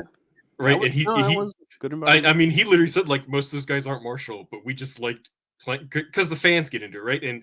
And he talked about guarding what's the guy, John Elmore, is that his name? Yeah, it was Elmore. Yeah. And he talked about how much he likes was real guarding good in him that. because Yeah. and so when we talk about like I said, I'm more in the men's basketball side of playing Marshall, but like the juice is there, right? Like I don't think anybody would disagree. Like for men's basketball, right? Because of the schedule stuff, like the juice is there. I think with Huggins and D'Antoni gone, Yeah. I don't think it would take a lot to push to get that game back. No, and those schedules also, as much as schedules are made years in advance, and in football they're 3, 4, 5, 6 years in advance. The basketball ones are very basketball fluid. or not, yeah. Very, very fluid. Like you could, I mean, being serious, if Ren Baker wanted to, and I'm not predicting this at all, they could find a way to get that on the schedule as recent as next year or the year after at the latest. Like there's room to move a basketball schedule all the time. That is a very fluid situation. Football wise, even if everybody would agree they got to play, it's 10 years from now. Yeah, it would be. Yeah, we'd be talking like 2035. Right. Like Gibson, at that point wouldn't be the coach. And maybe whenever they do play, if they get a win, they can have a little thing on the statue. Like Gibson made this happen. Because like he wouldn't be the coach at that point, I would not imagine. Maybe he'd be so in the future. Yeah, like maybe he would be the WVU. Maybe that's the long play. He'll succeed Richrod and then get the game back on. Yeah, and I get that would be funny. Marshall versus WVU in Blacksburg, or to have it like be a little thing going on in Blacksburg. Because I guess the other funny part about this is that sometimes Marshall fans do bring up Cody to give them a piece here at the end of the show.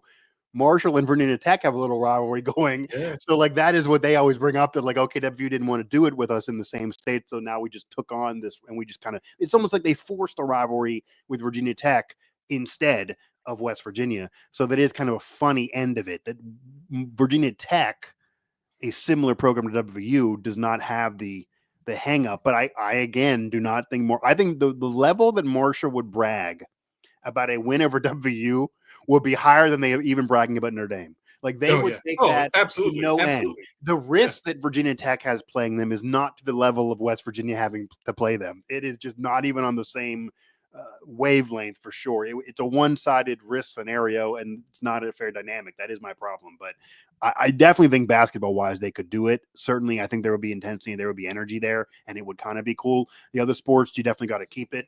But if I had to predict, I don't know if we're going to be seeing this. Do you think we see this in the next, 10, 20? Like, do you think they play football? Yeah.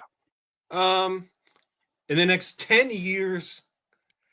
Maybe I should go beyond because the schedule's all mapped out. But I'll ask this better, Cody. Yeah. Do you think Gibson's campaign, because that's what it freaking is, that's why I headlined it, that's what I'm calling it. Do you think Gibson's campaign and this conversation is going to be effective enough that Ren Baker is going to eventually have to sit there, or whoever is in charge, and be like, we got to call him, and then see what they want?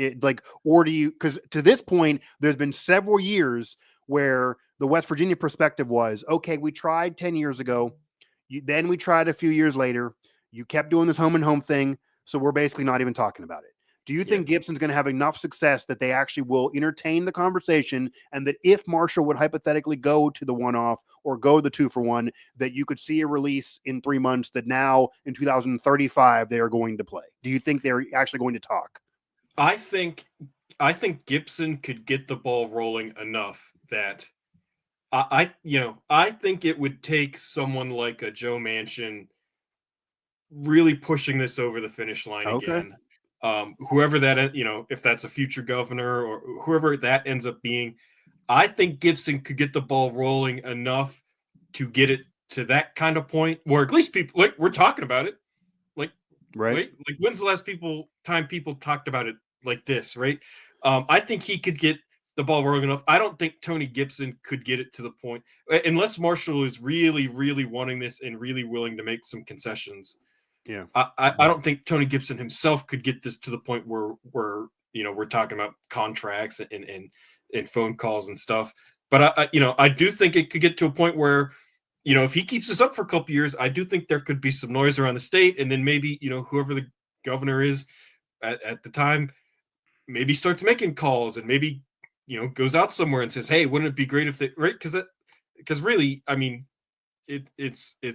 I mean, I think Joe Manchin gets a lot of credit for the last time, right? And I think left to their own devices, WVU and Marshall maybe don't figure this out.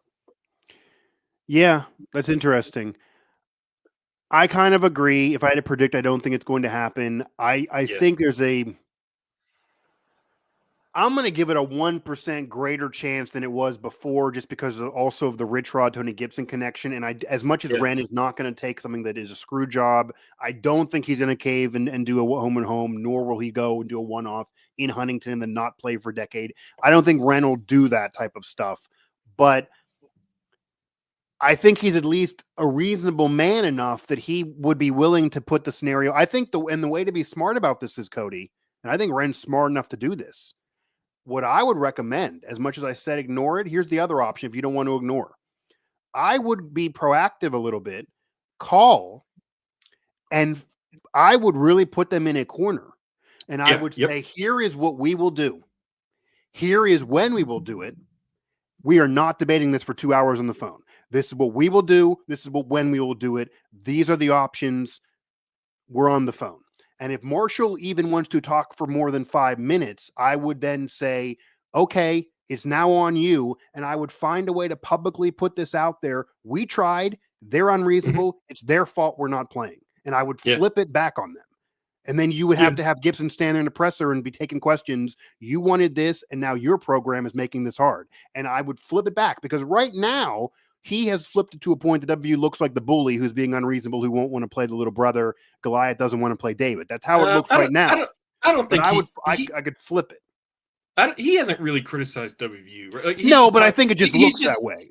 I don't think he's doing it on purpose, but I think it just looks that way. Yeah, I don't want to, like, I think reading his comments, he just kind of talks about his own desire to play the game, right? Like, he's not to the point. Yeah, no, I'm not. He's not. He's not. Yeah, on WVU. I agree. Right, but the perception because of the big brother. But I would try to flip it. Like I would get on the phone and say, we'll do this, and this. We're not going to do X, Y, and Z that you wanted 10 years ago when I wasn't here. I'm sorry.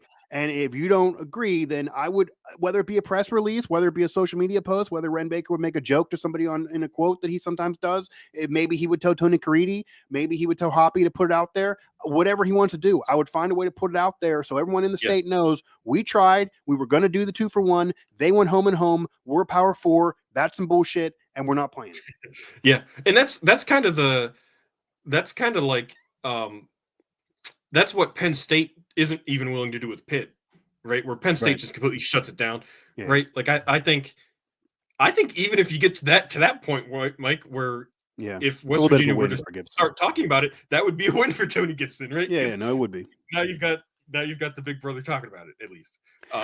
But I would flip it back, because as much as you had the little brother, I think he would get a little bit of win in a PR situation.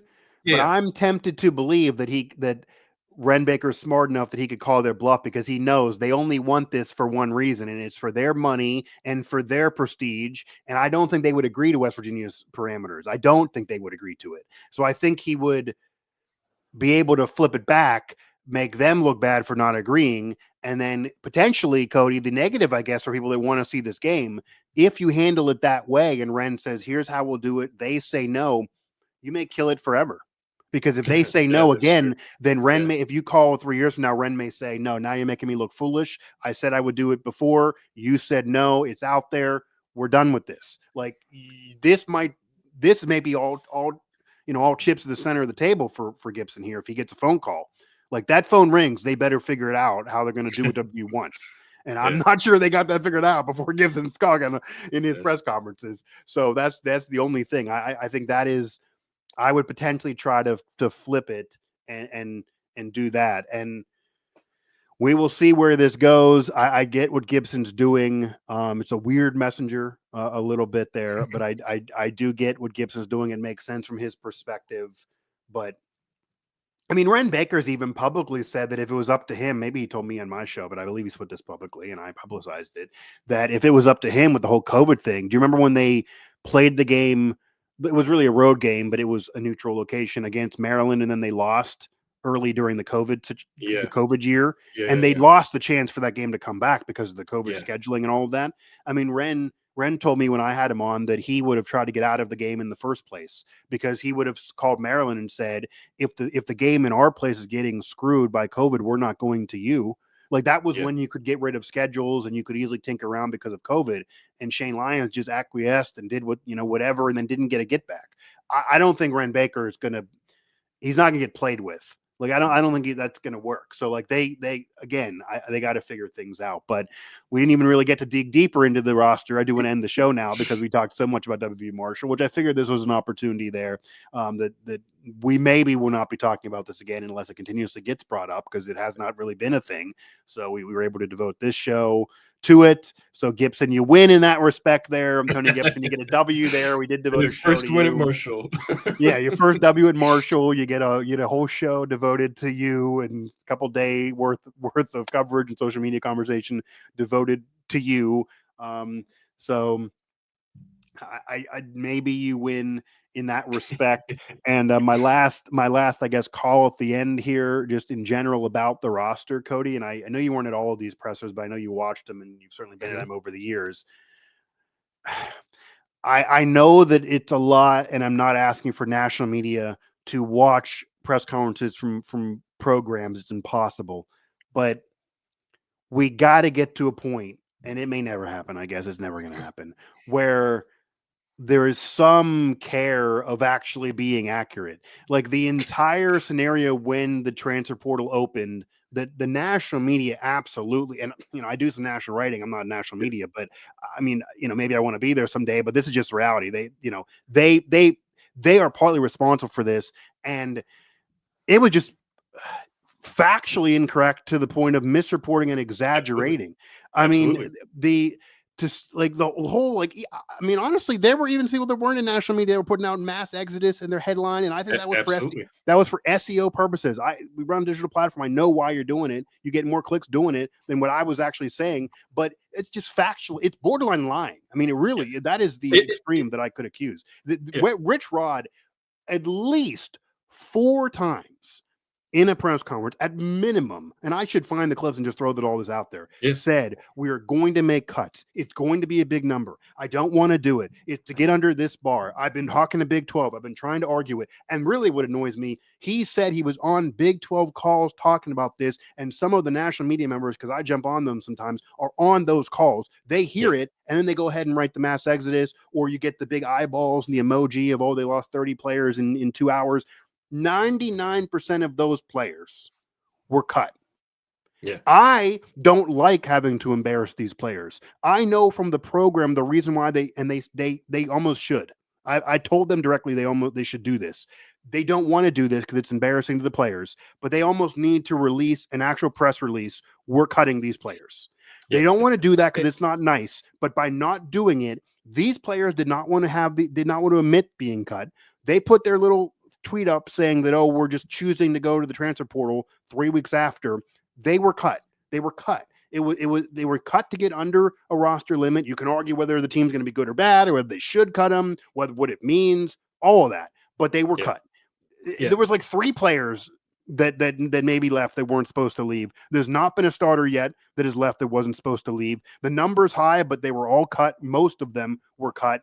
And that was really just getting into be in my craw that whole day. That was just really a pet peeve and was really, really annoying. And national media was part of it. And there were even some WU fans that were trying to troll and take it to another limit. And it's just ridiculous. It was clearly out there. These players were cut. They did not leave all within an hour in some mass exodus.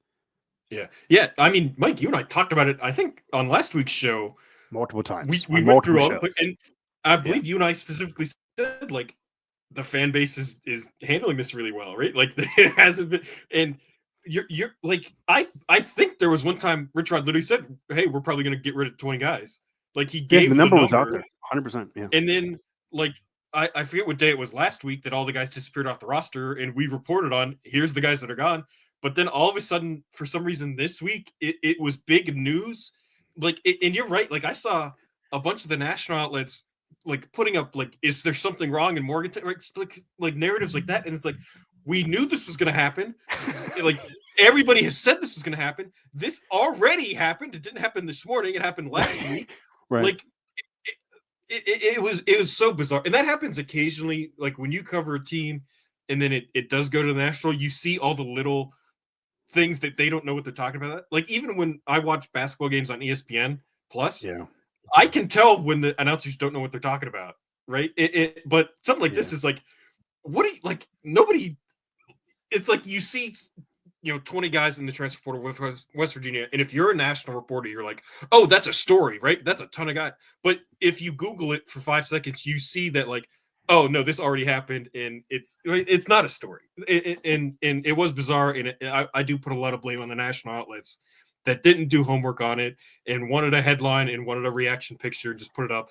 And then I think a lot of the vast majority of West Virginia fans I saw didn't take the bait. I know some, probably the people that don't like Rich Rod no matter what. They're mostly the trolls, but the trolls really fed into it. I mean, there are some that claim they're fans, but really just hate on the program all the but time. That was really just, I mean, that was just, that was just crazy disappointing. It was just, on the national level, it was bad journalism from a lot of outlets who want clicks and just didn't do homework, right? Like didn't do the legwork that you and I do every day and all the guys on the beat do every day, and just saw something and knew they could make a headline that would get clicks, so they did it. And I don't know. It's frustrating. It's frustrating for us, I think, to see that. Yeah, that was really, really frustrating, especially because I went back and looked at every time I would see one, I would go back and look at my initial story. Like, was this player already on this? Yeah. Was this a cut? Yeah. And I believe I had 25. So if you're saying there's a total of 30, then we had a few individual articles after that. There were some surprises, like Gavin Crawford was one. There was a couple others. Jacoby Spells, I believe, was one that was later. He was kind of weird. Even Jack Samarka, who I actually to this day do not think he actually even announced what he's doing. He's just off the roster. He was very confusing because at the time when there were other tight ends who were cut. So when he was not cut, the perception was, oh, maybe he actually, won a spot. There were some actually were kind of trying to report that he won a spot. We didn't go that far, but there were some saying that. Yeah. And then that looks ridiculous, obviously, because then he's off the roster. He has not said really what happened. So again, Crawford, Samarka, Onrika was one that I heard from him and others and, different people that, okay. And he put his opinion out there that they dispute whether he was cut or not. Okay, but like what I'm saying here is, because we can argue about whether you're cut or not all day. The only people who really do know is you and Rich Rod in that meeting, and outside of then what was thrown to us in media off of the list. But we're arguing about 3 or 4 guys. There's 30 people that left the roster. Yeah, I mean 90% of them were cut. Again, it was just really, really, really lazy. It was really lazy. It was almost like there were some people nationally that were looking, okay, I know every time there's a portal open, some program can look ridiculous. Who is it this week? Yeah. Oh, shit, it's West Virginia. Oh, man, I'm excited. Oh, man, emoji here, picture here, graphic here. Oh, article there with 3 words. Wow, look at the engagement come in. And then, headline, like, problems in Morgantown or something. It's like, come on. Yeah, like that. And I think the only, I don't know if they care or not, actually. I know there were some annoyed with the program, but the only other thing that stung them a little bit, and the only way to avoid it a little bit, is moving the spring game back or the showcase back to where everybody else has it. They had it so early that when we were reporting the 25 players out of this 30 that became the total number, nobody nationally was really focused in on spring games or showcases being over. They thought practices were still going on. I think some of them thought West Virginia was not even done when they were done. Like, they were done way, way early, way early. 3 weeks earlier than Neil Brown used to finish, even a week before the programs that used to do it first, because Pitt for decades would usually end there's a week before West Virginia, and this year was a week after, for example. So they did it so early that you tell the media, okay, these are the players that were cut. We put it out there, and then the portal's not open. So you give those players room to then release their statement that some exaggerated the truth, I will say, sorry.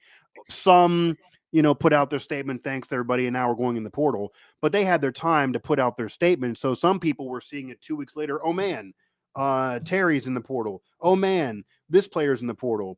Oh, man, Abe Fenwick's in the portal. Or maybe Judah Price is in the portal. Or this. And it's like they were cut 2 weeks ago.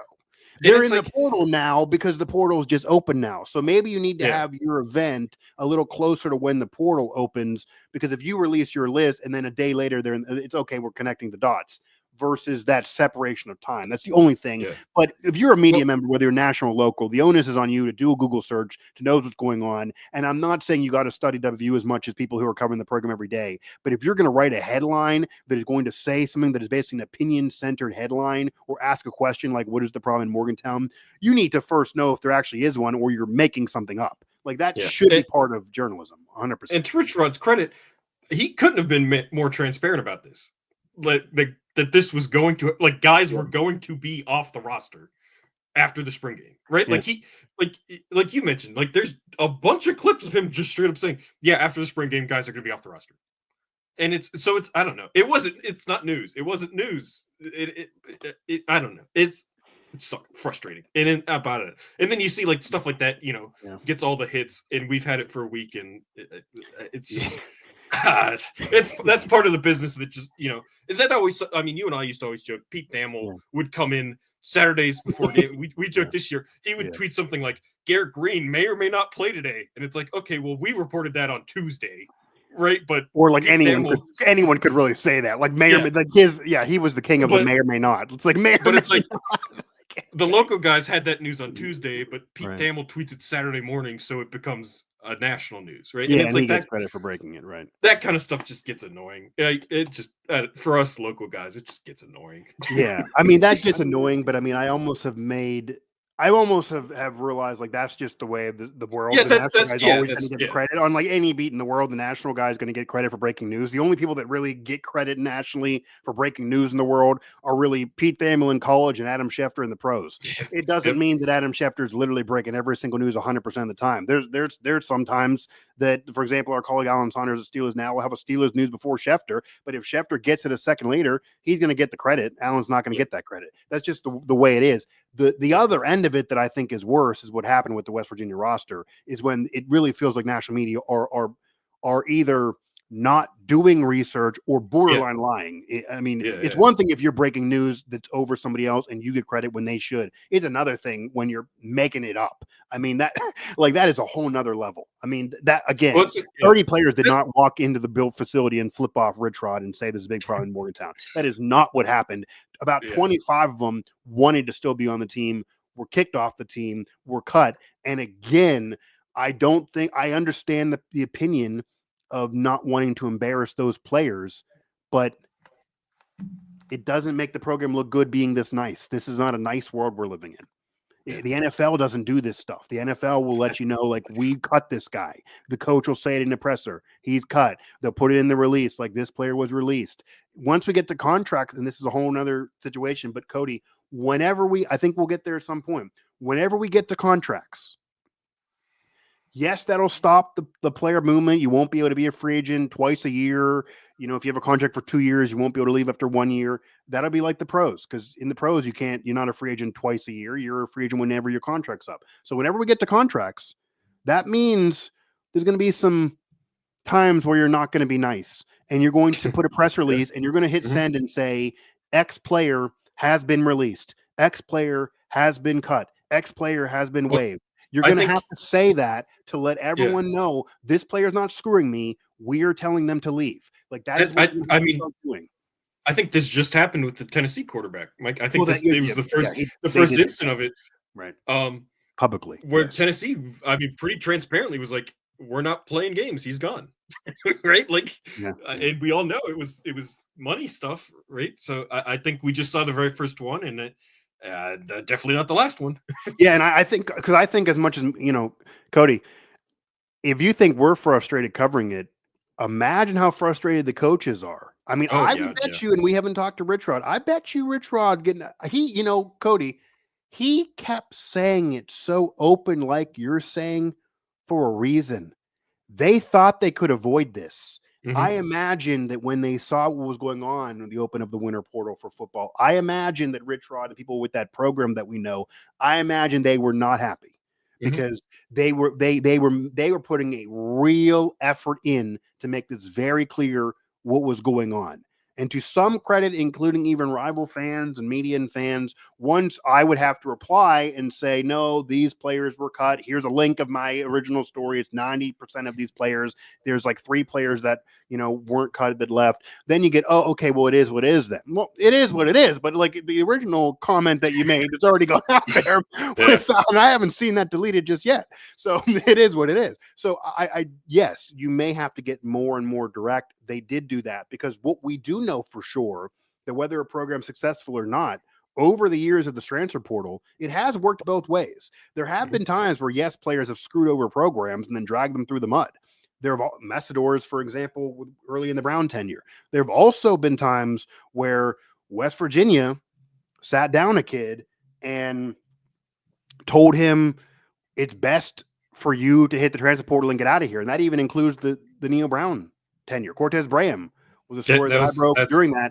That's who I was going to say. Because nobody knew, like, that was weird. Like, why was he randomly off the team? And Brown didn't want to talk about it. And then he wasn't there for a while, and he was at the Penn State game. And if you remember going into that season, the whole offseason, Neil Brown would say, and the receiver coach, they all would say, oh, we're going to expect a lot out of Cortez Braham, and he's going to be a part of this. And he was talking to us, and then all of a sudden he's not there. And then I, was able to break the news and talk to him that he basically told the coach, I want to get more playing time. How can I get more playing time in there? And they told him, no, we have nothing else for you. I think it's best for you to hit the portal. And they locked him out of the facility. and so that's, I'm not even trying to criticize Brown or the coaching staff. It's shrewd business. That is, that's treating them like pros. Okay. You want this role. We don't have it for you. We have this role. You just told us that if you don't get X role, you're not going to be happy. So our answer to you is you're off the team. Like that was basically what happened there. So that does go on a lot. And that's not Cortez Braham, screwing over the program. That's him being kicked off the team and then being locked out of facility and having to, figure out a way to go get his bag that was put in. Like, it was a whole thing. So like those things 100% happen. And yeah, we're seeing it on a much larger level nationally with Nico there and what happened with Tennessee due to money. And even Syracuse, Fran Brown told a receiver, I'm not going to pay you $2 million to be a receiver on the team. And he had his leading receiver leave because of that. And Fran Brown's talking about that. And he wants to have caps at different positions that Rich Rod brought up. So I think we got to start doing that more and more, that instead of Neo Brown, because he was trying to be nice. He's a nice guy, as we know. He didn't want to do a press conference and say Cortez Braham told me this, so I booted him off the team. He wanted to be nice to the kid. And what did that get him? It got him embarrassed because a media member broke some news and then he looked like crap for a week. I think the better solution, if you're going to be pro ball, throw a release up and be like, Cortez was here. We mutually agreed to, part ways. And if you want to say, because, whatever, man, or we're releasing him or we're cutting him or, it got to go both ways. If the kids want to negotiate new deals a week after they signed the first deal, then you got to be able to play hardball back with them and be like, okay, you want this. We only see you for here. It's no different than any other job. I mean, sometimes if you ask for a raise in a company and the company is like, I don't think so, they might answer instead of I don't think so, we're just done with you altogether. Like that happens in the workforce. That so, maybe happened to one of us, Mike. Now that you've but like that happens. So like that's Cortez Braham basically is what happened with Cortez Braham. So yeah, like that. Put that out there though. Put that out there from the program. They should just release here 25 players that were cut off the roster. Yeah. I mean, when do you ever see a scenario, even like say the Steelers are heavily covered, but like the Jacksonville Jaguars, like nationally, they're almost never on the radar. When do you ever see misreporting or lying? They don't do that because Schefter gets the press release and okay, they cut this guy. Okay, well, I'm not going to be able to say that he wants to screw them and they're screwed that way because they cut him. I'm not going to talk about him because of the Jaguars. Nobody cares, but I'm not going to lie either. Like, it just doesn't. You need to start treating yourself in that way, like a pro organization, to maybe avoid that. But that was really, that was really ridiculous. Because that was. Yeah, I mean, I was refusing. I don't care what other colleague. I was waiting to see what other people would do, but like I was sticking to my guns. I was not about to write 25 stories over again because some kids were going to lie, and because I was like, I'm not doing it. I did the original report is what it is. They were cut off the team. I'm sorry they don't like it. I'm sorry their family doesn't like it. I'm sorry that people are saying different things out there online. Here on Earth is what happened. So we will see. Moving on. That'll do it for this edition of the show. Again, you can find Mountaineer Report everywhere you get your podcasts, Apple, Spotify, TuneIn, Google Play, etc., and on YouTube. And you can find all of our Mountaineer coverage, including debates and actually including some Marshall coverage, because we are West Virginia Sports Now and not just WVU Sports Now. So got some Marshall coverage actually as well at WVSN.